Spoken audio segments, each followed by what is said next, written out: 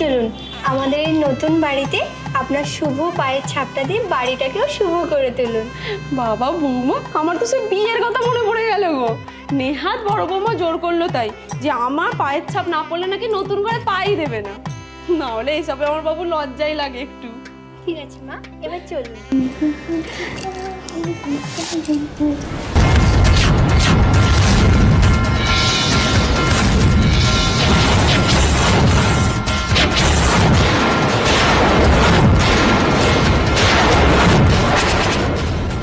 ও sheet, sorry শাশু মম, এক্সাইটমেন্টে একটু ভুল জায়গায় পা দিয়ে ফেলেছি।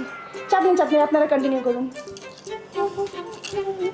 এই মেয়েটা যেন কিরকম একটা, কোনো লক্ষ্মীশ্রী আছে এর মধ্যে? ছি ছি ছি।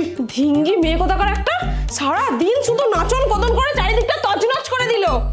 যত সব। আরে সাবস্ক্রাইব করে দাও নেক্সট ভিডিওর জন্য।